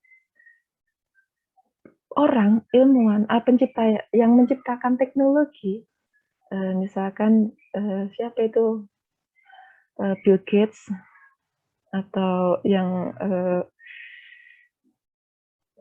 yang pendiri Apple itu ya, tentang Steve Jobs, si Steve Jobs itu bahkan mereka itu tuh melarang anak-anaknya sampai di usia 14 tahun itu untuk menggunakan gadget. Jadi lebih banyak ke permainan edukatif, mengenalkan kemandirian, kemudian mendidik untuk percaya diri, santun, dari nilai-nilai karakternya begitu. Tetapi justru itu tadi dari sisi pendirinya. Nah, sedangkan dari sisi kita pengguna itu justru malah jor-joran untuk menggunakan teknologi tersebut, bahkan sampai mengenalkan ke anak sehingga anak menjadi teradaptasi begitu, mulai terbiasa untuk bermain dengan teknologi. Kemudian yang ketiga adalah artificial intelligence, adalah realitas mereka. Nah, jadi di sini jadi artificial intelligence itu adalah salah satu mesin komputer yang memang itu dikembangkan untuk bukan menyaingi ya, tapi kayak dimiripkan dengan manusia, bahkan bisa dibilang dikembangkan itu lebih cerdas dari manusia. Jadi makanya kenapa sekarang di luar negeri itu pabrik-pabrik itu sudah menggunakan robot, bukan menggunakan tenaga manusia lagi. Mayoritas menggunakan robot. Nah, itu disebut sebagai artificial intelligence. Makanya sekarang juga kalau kita lihat sekolah coding untuk anak bahkan dari anak usia balita itu sudah ada di Indonesia, sudah ada loh. Karena apa? Untuk menggambarkan mereka dari sisi multimedianya, literasi digitalnya gitu. Karena mengarahnya kemana? Ke ini, AI ini, artificial intelligence begitu. Kemudian selanjutnya adalah pembelajarannya sangat personal. Kenapa dibilang pembelajaran sangat personal? Dulu zaman kita sekolah, ketika kita mau mempelajari sesuatu, itu kita harus mencari bukunya terlebih dahulu. Buku itu bisa kita dapatkan dari perpustakaan, bisa kita dapatkan dari toko buku, pinjam dan sebagainya. Beda dengan sekarang. Sekarang itu dengan satu genggaman itu kita bisa mengakses apapun dan dimanapun. Ya, jadi dengan gadget kita itu bisa mengakses apapun, mencari sumber informasi apapun, dan itu juga yang dialami anak-anak generasi alfa ini. Makanya pembelajarannya itu menjadi sangat personal, tanpa mereka harus mencari buku, tanpa mereka harus ke toko buku, kemudian meminjam catatan temannya. Mereka sudah bisa browsing sendiri untuk sumber-sumber yang mereka perlukan. Kemudian selanjutnya, media sosial jadi mode interaksi sosial. Nah, di sini apalagi di situasi pandemi seperti ini ya, yang kita dihadapkan pada pembelajaran daring begitu, kemudian muncullah WhatsApp group, kemudian juga chat-chat begitu, kemudian juga bermain di media sosial, Instagram, Twitter dan sebagainya. Kemudian karakteristik berikutnya adalah generasi alfa itu tidak suka berbagi, tapi suka bersosialisasi. Nah, karena mereka, ini tadi loh, pembelajarannya sangat personal, terbiasa dengan sifat individualisnya, berusaha mencari sendiri sumber informasinya, ini juga mengakibatkan mereka itu tidak suka berbagi. Tetapi mereka suka bersosialisasi di WhatsApp group misalkan dengan chat, kemudian saling memberikan komentar, sambil saling memberikan like seperti itu, kalau misalkan di Instagram dan sebagainya, itu mereka senang bersosialisasi seperti itu senang. Tetapi yang disayangkan adalah mereka tidak suka berbagi, begitu. Kemudian tidak menyukai aturan. Nah, karena apa? Ya saking bebasnya mereka dalam mengakses informasi tadi, kemudian juga kebiasaan mereka, sehingga pada akhirnya generasi alfa ini tidak suka untuk mengikuti aturan. Kemudian tidak bisa diprediksi begini. Ini karena memang bisa terjadi karena pengaruh teknologi juga, sehingga anak-anak generasi alfa ini bisa jadi mood-nya itu tuh naik turun. Mood-nya gampang berubah. Bisa jadi hari ini senang, kemudian beberapa menit kemudian akan sedih, akan merasa kesepian. Seperti itu. Kemudian nanti senang lagi dan seterusnya. Kemudian masa kecilnya sangat berbeda dan bergaya funky. Nah, di sini mungkin juga karena perkembangan online shop, kemudian juga aplikasi-aplikasi ini ya, belanja online, kemudian juga lebih mudahnya kita mencari sesuatu itu, sehingga sekarang itu kan banyak online shop yang merebak begitu, dan generasi milenial, generasinya kita, itu kan memiliki salah satunya adalah sikap konsumtif begitu, apalagi untuk ibu-ibu. Sehingga kadang kita itu karena juga perkembangan di Instagram, perkembangan di media sosial itu juga saat ini merajalela, sehingga kadang kita itu semacam harus mengikuti karya orang lain, sehingga ketika ada sesuatu yang baru apa, kita itu kadang itu kayak pengennya itu mengikuti seperti itu. Nah, itu juga terjadi di generasi alfa ini, sehingga anak-anak itu mudah untuk mengikuti gaya orang lain. Nah, kemudian pola makannya sangat berbeda. Ya, kalau ini anak-anak generasi alfa ini memang lebih, kalau dilihat mayoritas ya, tapi tidak semua. Karena juga kalau ada beberapa yang masih menyukai sayur, masih menyukai buah, masih menyukai jus begitu. Tapi memang ada juga yang memang menyukai junk food. Kemudian menyukai makanan-makanan dari online, GoFood seperti itu. Kemudian juga makanan yang bersifat kering, misalkan ayam, kemudian ikan, seperti itu, tapi tanpa menggunakan sayur begitu. Jadi pola makannya sangat berbeda. Kemudian juga karakteristik berikutnya adalah mereka itu hidup untuk saat ini. Nah, kadang yang mereka pikirkan itu adalah yang penting mereka itu hidup untuk saat ini. Karena apa? Mereka kan di usia-usia ini adalah usia masih mulai dari 2010 berarti saat ini mereka usia 10 tahun. Kemudian ada yang mulai 10, ada yang 6 tahun, 7 tahun, dan seterusnya. Ada yang 11 tahun. Nah, di sini karena mereka masih bertumbuh, pola pikirnya itu kan sesuai dengan teori Piaget itu kan masih berpikir konkret begitu ya. Jadi masih belum mengarah ke bagaimana mereka itu berpikir abstrak, bagaimana mengolah informasi yang benar, bagaimana dengan saat ini kondisinya adalah memang dunia itu kan tidak bisa untuk diprediksi begitu, makanya rata-rata mereka itu hanya berpikir untuk yang penting hari ini. Kemudian juga di generasi alfa ini kemandirian dalam membuat keputusan dan keterlibatan teknologi dalam berbagai profesi yang dijalani. Jadi memang karena sifat-sifat bawaan dari ini tadi ya, yang sebelumnya tadi ya, pembelajaran sangat personal, kemudian tidak suka berbagi tapi suka bersosialisasi, sehingga ini loh membawa efeknya itu adalah mereka itu kemandirian dalam membuat keputusan.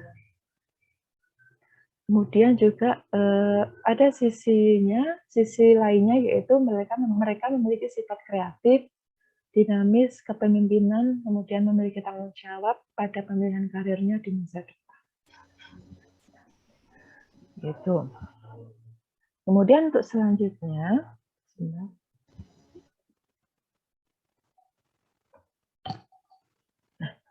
dari karakteristik tadi yang sudah saya mencoba untuk menjabarkannya satu-satu, makanya di sini muncul risiko yang mungkin terjadi pada generasi alfa.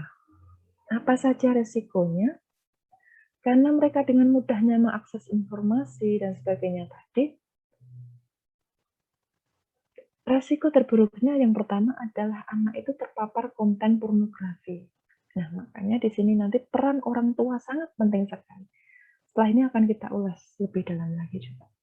Kemudian, anak melihat konten yang tidak sesuai usianya hingga ia itu menelan informasi tersebut secara bulat-bulat dan belum diketahui kebenarannya.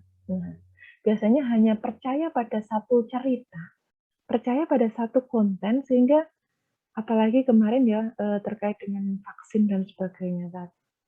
Nah itu. bahwasanya nanti akan vaksin akan dipasang chips dan sebagainya itu, sehingga banyak muncul berita hoax. Nah itu kalau dialami oleh anak-anak generasi alfa ini, itu akan sangat bahaya sekali. Karena apa? Mereka belum bisa mengolah informasi, mereka belum bisa berpikir yang rasional begitu. Kemudian resikonya lagi adalah memiliki sikap individualis dan kurang sosialisasi. Karena apa? Semuanya itu harus serba cepat. Sosialisasi di sini adalah mereka itu lebih banyak berdiam diri, asik dengan dunianya tanpa mengindahkan situasi di sekelilingnya. Tidak mau tahu begitu. Kemudian anak berpotensi mengalami tekanan atau stres karena tidak bisa menghadapi kabar yang diketahui karena usianya yang masih sangat kecil dan belum paham akan permasalahan yang dilihatnya. Kemudian yang terakhir adalah gadget itu merupakan kebutuhan yang digunakan dalam kehidupan sehari-harinya. Nah, bagaimana menyikapinya? Yang pertama adalah kita harus akrab dulu, akrab dengan sesuatu yang instan. Berarti di sini orang tua itu harus menekankan pentingnya proses dalam mencapai tujuan. Semua itu ada momen untuk berjuangnya, ada momen untuk berkorbannya. Ketika anak meminta sesuatu, kemudian langsung kita wujudkan, nah itu tidak mengajarkan mereka momen untuk berjuang, momen untuk mendapatkan sesuatu itu ternyata ada prosesnya. Di sini kita sebagai orang tua harus memiliki sifat itu, harus memiliki sikap itu untuk mengajarkan ke anak-anak bahwasanya tidak semua itu diperoleh dengan instan. Misalkan ketika anak menginginkan mainan, kita bisa mengajarkan mereka dengan cara menabung terlebih dahulu atau memberikan reward dengan apa yang dia sukai. Misalkan kalau anak saya itu kan memang saya ini banget kalau anak itu makan mie. Nah, tidak bisa saya mengizinkan anak itu seminggu itu makan mie. Maaf, seminggu sekali bahkan makan mie. Nah, itu saya harus kontrol betul. Sehingga apa? Biasanya hanya di momen-momen tertentu anak saya itu saya perbolehkan untuk makan mie. Jadi memang harus ada kontrolnya, harus ada aturannya. Ketika apa? Misalkan ketika anak itu mau menjalankan sholat 5 waktu. Karena untuk usia 5 tahun itu kan kita masih mengenalkan begitu. Kemudian generasi yang suka bersosialisasi namun kurang sangat berbagi. Membuat orang tua wajib mengajarkan konsep syukur dan memberikan contoh keterlibatan dalam bersosialisasi. Nah, di sini ini peran kita. Kita ajarkan konsep bersyukur. Begitu. Kemudian mudah beradaptasi sehingga terlihat kurang konsisten. Maka di sini penekanannya bahwa sesuatu yang dimulai itu harus diselesaikan terlebih dulu. Begitu. Jadi tidak bisa ketika anak itu misalkan diminta untuk mengerjakan tugasnya. Di tengah ketika mereka misalkan mewarnai ya, untuk anak 5 nanti mewarnai. Kemudian di tengah proses mengerjakan itu kemudian si anak bosan, pengen segera bermain. Nah itu bagaimana cara kita itu mengendalikannya. Kemudian tidak menyukai terikat aturan baku, makanya di sini sebagai orang tua kita harus mengenalkan norma, kemudian mengenalkan kedisiplinan secara bersahabat dan dicontohkan dalam keseharian, karena bagaimanapun juga kita sebagai orang tua itu adalah role model pertama anak.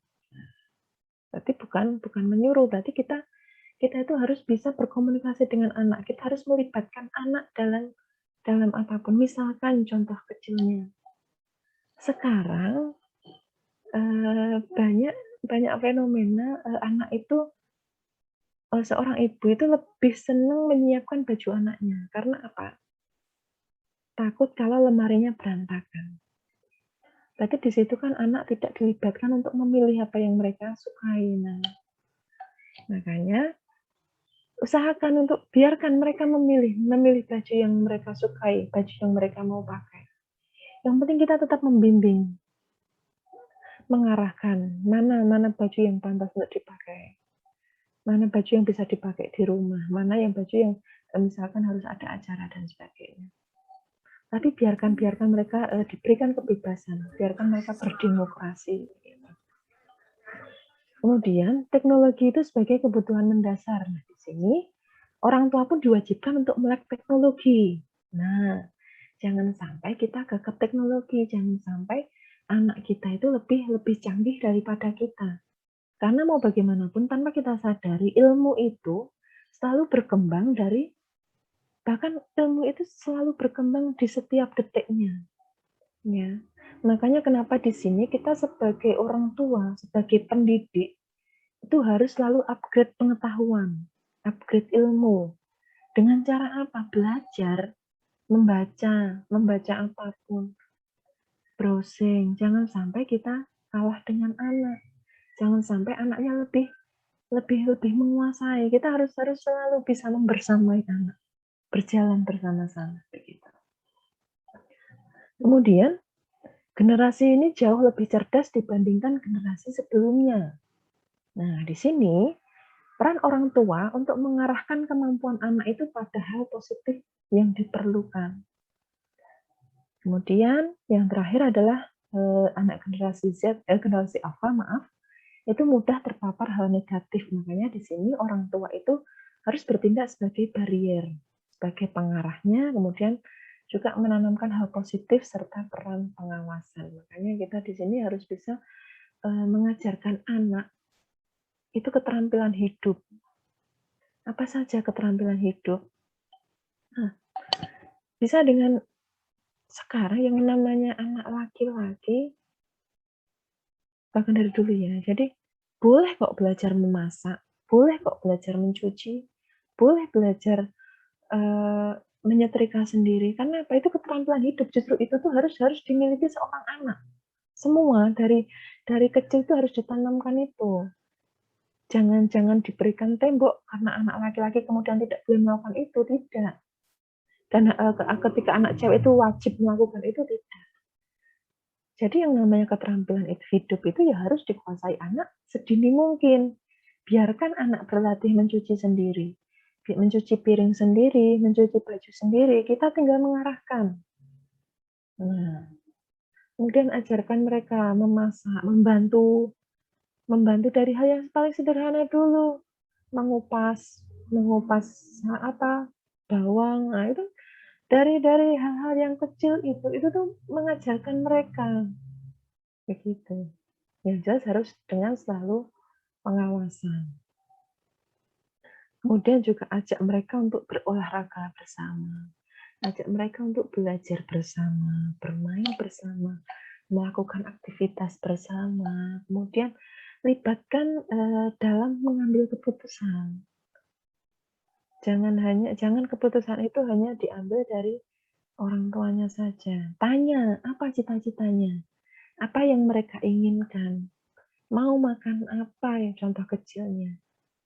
Nah, jadi biarkan mereka itu menemukan sendiri jawabannya. Apa keinginan mereka? Begitu. Jadi ketika anak itu diberi kebebasan, tentunya kebebasan yang bertanggung jawab begitu, dilibatkan begitu sama orang tuanya, anak itu merasa dihargai, anak itu merasa punya harga diri. Nah, itulah kenapa pentingnya kita sebagai orang tua, sebagai pendidik, itu untuk bisa melihat hal sekecil itu, Bapak Ibu. Selanjutnya, bagaimana mempersiapkan generasi alfa? Ya, di sini yang pertama adalah untuk mempersiapkan generasi alfa agar mereka meminimalisir dari risiko yang tadi saya sampaikan di depan tadi. Yang pertama adalah menanamkan pendidikan agama. Nah, di sini dengan pendidikan agama itu nanti diharapkan mereka itu bisa mempelajari rasa syukur mereka, kemudian memahami apa yang ada di dunia ini, kemudian juga tentunya dengan nilai-nilai ibadahnya, kemudian mensyukuri ciptaannya, kemudian juga nilai-nilai kesopanan, kemudian juga kebaikan-kebaikan yang sudah orang tua berikan, kebaikan-kebaikan yang Tuhan kita berikan. Nah, itu penanaman nilai agama itu penting sebagai apa? Pondasi. Sebagai pondasi, sebagai konstruksinya anak dalam untuk dilibatkan dalam hal apapun. Karena kalau kita sudah berpegangnya pada agama, itu nanti anak itu akan susah untuk diajak keluar dari relnya. Nah, itulah kenapa agama itu harus menjadi pondasi utama, mau dari agama apapun, karena semuanya basicnya adalah sama. Kemudian yang kedua, ajari anak untuk sopan santun. Nah, latih anak untuk selalu mengucapkan terima kasih, minta maaf, dan minta tolong. Itu harus kita biasakan terus. Kalau kita hanya menyuruh, tidak akan jalan. Tetapi kita harus bisa memberikan contoh. Kakak, ibu minta tolong. Ketika sudah diambilkan, terima kasih ya kakak. Iya, sama-sama ibu. Nah, hal-hal semacam itu nanti akan menjadi kebiasaan kalau kita sering juga melakukan kebiasaan itu. Begitu. Kemudian yang ketiga adalah menanamkan family values. Jadi menanamkan nilai-nilai kekeluargaannya. Bagaimana caranya? Yaitu kita luangkan waktu untuk ngobrol dengan anak, ngobrol dengan keluarga, saling berbagi, saling bercerita dari hal-hal sekecil apapun. Karena kalau kita justru cerita dengan keluarga itu tidak akan keluar kemana-mana, begitu. Kemudian, ketika kita bercerita dengan anak, ketika kita memberikan nasihat atau menegur anak, usahakan kita bermain eye contact, mata kita yang bicara juga. Jangan sampai ketika kita mau menegur anak, kemudian menegurnya itu di depan umum, misalkan di depan teman-temannya. Karena mempengaruhi mentalnya, Bapak Ibu. Jadi kita usahakan ketika kita mau menegur anak, mengajak anak berkomunikasi dari hati ke hati, ajaklah dia duduk bersama. Sejajarkan kita dengan tubuhnya. Bermainlah dengan matanya, tatap mata anak. Kemudian juga bawa seluruh hati pikiran kita ke anak kita. Jangan sampai ketika kita mengajak anak ngobrol, kemudian kita sambil bermain HP, sambil pegang laptop, atau sambil melakukan aktivitas yang lain misalkan. Nah, jadi usahakan tetap mata kita juga berbicara, jangan hanya mulutnya saja. Karena apa? Itu mempengaruhi mental mereka, mempengaruhi psikologisnya mereka. Anak menjadi merasa dihargai, menjadi merasa berguna, menjadi merasa diorangkan, dianakkan, dimanusiawikan, begitu. Kemudian yang keempat adalah meningkatkan kemampuan berjuangnya. Nah, di sini ajari anak untuk berproses tadi. Misalkan, ajari tanggung jawabnya. Ketika anak selesai bermain, bimbing mereka untuk merapikan barang-barangnya. Ketika anak pulang sekolah, bimbing mereka untuk melakukan kebiasaan cuci tangan dan kaki. Kemudian berganti baju. Misalkan kalau main ya harus makan siang dulu, seperti itu. Ketika mau minta sesuatu, harus diusahakan dulu, diupayakan dulu, diperjuangkan dulu. Jadi penanaman nilai-nilai itu untuk mempersiapkan kita, mempersiapkan generasi alfa itu menjadi generasi yang melek teknologi tetapi juga tidak meninggalkan nilai-nilai karakternya. Kemudian yang terakhir adalah membiasakan sosialisasi. Bimbing anak untuk memiliki sikap demokrasi. Beri mereka pilihan, seperti yang tadi saya ceritakan di awal tadi. Ajak mereka untuk memilih, ajak mereka untuk menyatakan pendapatnya, untuk menyatakan keinginannya. Sehingga apa? Tidak serta-merta semua keputusan orang tua itu baik. Justru kita harus melihat dari sisi anak itu seperti apa. Nah, itu. Kemudian selanjutnya, nah ini, tantangan orang tua di era digital. Apa saja? Kenapa kita harus Oke, sudah diingatkan maksimal 10 menit lagi. Oke, terima kasih panitia, mohon maaf ya. Karena basicnya saya itu senang cerita. Nah, tantangan orang tua sendiri, kenapa harus disikapi hal yang demikian tadi? Karena tantangan orang tua di era digital ini adalah, ini loh, ini tantangan yang kita hadapi saat ini tuh ini. Ya, anak-anak yang sudah mulai mengenal drama percintaan. Ditambah dengan suguhan di TV, kemudian juga ini sudah mulai paham terkait dengan gadget, aplikasi-aplikasi, kemudian juga game online, kemudian juga situs-situs dewasa 18+, kemudian juga bermain media sosial, chat dan sebagainya, kemudian juga ini yang paling bahaya juga adalah obat-obat terlarang. Ini adalah tantangan kita, makanya di sini tadi, ayo kita sama-sama tanamkan bagaimana pondasi utamanya itu adalah agama, itu tadi. Karena apa, Bapak Ibu? Ini loh, bencana paling besar itu adalah ketika kita tahu bahwa gadget dan TV itu membahayakan anak-anak kita, tetapi kita masih memfasilitasinya. Nah, itu yang paling bahaya. Semoga setelah ini nanti kita minimal setelah sharing ini nanti minimal kita mulai mengerem lah. Ayo, kita mulai mengerem, kita mulai mengontrol penggunaan gadget. Kita mulai ikut mengawasi, ikut berperan, ikut mendampingi anak ketika anak-anak itu melakukan aktivitasnya di media sosial. Kita harus dampingi betul. Kita harus membersamai, itu utamanya. Nah, ini ya apa yang harus dilakukan orang tua di era digital. Pastikan HP orang tua tidak ada konten pornografi. Pastikan dulu.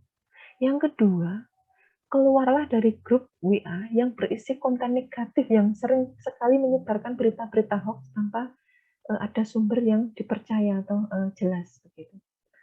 Yang ketiga, bertemanlah di media sosial dengan putra-putrinya. Nah, ini juga kuncinya Bapak Ibu. Kita harus mengenal teman-teman anak kita, bahkan orang tuanya.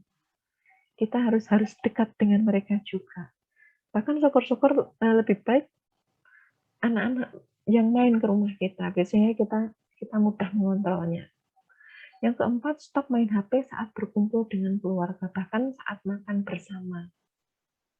Nah, karena kadang masih ada yang makan itu sambil asik dengan dunianya. Karena itu nanti juga, karena role modelnya seperti itu, akhirnya anak juga kan ikut kebiasaan kita. Kalau nggak lihat HP, nggak mau makan, itu bahayanya. Kemudian stop bermain HP saat anak itu mengajak bermain atau berbicara. Jangan sampai ketika kita menjawab pertanyaan anak, pandangan kita itu ke HP atau ke tempat yang lain. Tapi usahakan mata itu juga ikut berbicara, begitu. Kemudian yang keenam, jadikan media sosial itu sebagai sarana untuk berbagi inspirasi. Nah, aturan mainnya bagi putra-putri, bagi anak-anak kita, bagi siswa kita yang saat ini memainkan HP, internet, dan media sosial, yang pertama adalah anak itu boleh memiliki HP saat usia 13 tahun. Nah, pada sekarang generasi alpha ini adalah di usia ya 13 ke bawah begitu ya, 12 ke bawah.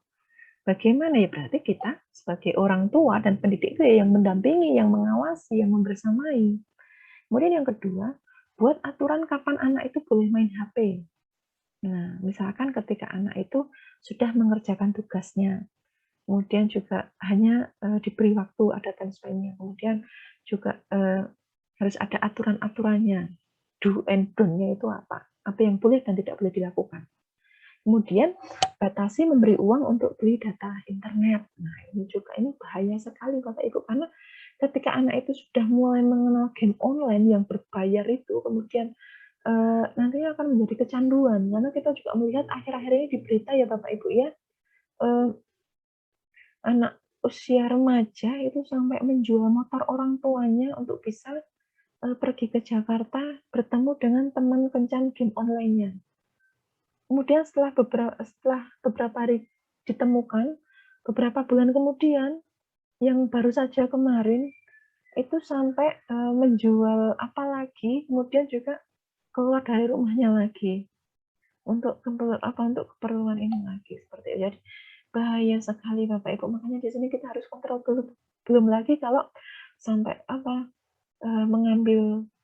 mengambil punya orang lain dan sebagainya, itu sangat bahaya sekali Bapak Ibu, hanya karena kecanduan game online. Makanya kita harus mendampingi betul anak-anak kita, peserta didik kita. Kemudian ingatkan anak untuk selalu menjaga adab di media sosial, ingatkan cara berkomunikasinya, cara berinteraksinya. Apalagi sekarang ada, apalagi Bapak Ibu, aplikasi TikTok dan sebagainya, aduh gitu ya. Nah itu harus kita awasi betul, jangan sampai mengumbar hal-hal yang memang tidak seharusnya diumbar begitu. Kemudian yang kelima adalah ingatkan anak untuk tidak memberikan data penting apapun kepada teman di media sosial. Ini sangat penting sekali karena kaitannya dengan privasi dan sebagainya. Kemudian nomor 6 adalah ingatkan anak bahwa Allah itu selalu melihat apapun yang kita lakukan. Ini poin utamanya juga. Gitu ya Bapak Ibu ya. Kemudian terakhir, yaitu bagaimana mengembangkan potensi generasi alfa ini. Kalau tadi kita sudah mengulas bersama-sama terkait dengan bagaimana cara menyikapinya, bagaimana cara meminimalisir resikonya, begitu. Sekarang bagaimana cara mengembangkannya? Yang pertama adalah tanamkan pola asuh autoritatif. Autoritatif di sini adalah anak itu diberi kebebasan tetapi harus bertanggung jawab. Ada aturan-aturan mainnya, begitu. Ada kesepakatan-kesepakatan yang bisa dilakukan dan tidak boleh dilakukan. Kemudian afeksi. Afeksi di sini adalah penanaman sopan santunnya, penanaman karakternya. Kemudian ruang gerak, beri ruang gerak anak. Jangan kemudian apa-apa dilarang, itu juga tidak baik. Beri ruang gerak, tetapi tetap kita mendampingi, membersamai. Kemudian juga poin pentingnya adalah kita sebagai orang tua itu adalah role model pertama. Ya, jadi jangan sampai anak itu menjadi terbawa suasana, menjadi asik dengan dunianya. Karena apa? Karena melihat kita juga asik dengan dunia kita sendiri. Jangan sampai. Nah, ini poin pentingnya adalah kita itu sebagai orang tua dan pendidik itu adalah role modelnya. Kemudian yang terakhir adalah memfasilitasi segala kebutuhan dan menjelaskan pertanyaan why dan how. Jadi di sini Bapak Ibu, sekarang anak-anak generasi alfa ini berpikirnya sangat cepat sekali, pengetahuannya sangat cepat sekali diperoleh dan berpikir kritis luar biasa. Saya mengalaminya sendiri Bapak Ibu. Jadi sering sekali anak saya itu menanyakan hal-hal yang kadang saya bingung menjawabnya. Nah, bagaimana caranya ketika kita bingung menjawabnya? Misalkan begini, Ibu, kok Bapak di janggutnya ada rambutnya? Kok Ibu janggutnya nggak ada rambutnya ya? Nah, kadang kan kita itu harus menjelaskan dengan logika, dengan tahap berpikirnya mereka. Nah, itu saya itu harus berpikir ulang bagaimana mengemas bahasa yang mudah agar mereka itu menangkap dengan logikanya dengan cara yang mudah juga. Belum lagi misalkan pertanyaan-pertanyaannya itu tuh pertanyaan yang sebenarnya mudah, tapi ternyata kita itu kadang itu bingung menjawabnya. Itu kita bisa menjanjikannya dulu. Besok Ibu jawab ya, Ibu mau cari jawabannya dulu, atau Ibu mau tanya Bapak dulu jawabannya apa ya. Biasanya saya selalu menjawabnya seperti itu kalau memang ternyata saya kesulitan menjawab. Kemudian kebetulan juga anak sekarang itu kan daya ingatnya itu kan luar biasa Bapak Ibu. Itu juga pasti ditanyakan lagi. Ibu, kemarin yang pertanyaanku ya, kenapa kok janggutnya itu enggak berbulu? Kenapa kok janggutnya Bapak enggak berbulu? Kok berbulu? Kok ada rambutnya? Itu kenapa ayo? Itu ditanyakan ulang. Itu kita harus sesuai dengan apa yang kita janjikan kemarin. Kita harus menjawabnya. Kita harus menjelaskannya dengan bahasa kita agar mereka itu mudah menerimanya. Jadi memang ini ya, kita harus menjawabnya itu ya harus memfasilitasi rasa penasaran mereka dengan ini tadi, dengan menjawab dengan bahasa yang sederhana dan mudah ditangkap logikanya mereka. itu adalah cara dari mengembangkan potensi generasi alfa. Dan yang terakhir, closing statement saya adalah kita sebagai orang tua dan pendidik di sini, karena setiap anak itu adalah spesial, setiap anak itu adalah unik dan berbeda, maka berikan anak apa yang tidak bisa diberikan teknologi kepadanya. Apa saja yang tidak bisa diberikan teknologi kepada anak? Yang pertama adalah penanaman ilmu agama. Walaupun bisa belajar dari internet juga, tapi role model pertamanya adalah orang tua. Orang tuanya rajin ibadah, anaknya sudah pasti rajin ibadah. Anaknya, ibunya gemar membaca, gemar belajar. Anaknya juga pasti akan menyukai membaca. Kemudian, tanamkan anak itu memiliki harga diri, memiliki rasa percaya diri, memiliki sikap santun, memiliki rasa kemandirian, memiliki nilai-nilai karakter. Nah, itu yang tidak bisa teknologi berikan kepada anak. Makanya di sini adalah, ayo kita sebagai orang tua, ayo kita di sini sebagai pendidik, itu kita harus menjadi role model utama anak untuk bisa memberikan kesemuanya tadi yang tidak bisa diberikan oleh teknologi. Demikian yang bisa saya sampaikan. Terima kasih atas waktunya. Monggo untuk selanjutnya waktu kami serahkan kepada moderator. Terima kasih. Wassalamualaikum warahmatullahi wabarakatuh. Waalaikumsalam warahmatullahi wabarakatuh. Waalaikumsalam warahmatullahi wabarakatuh.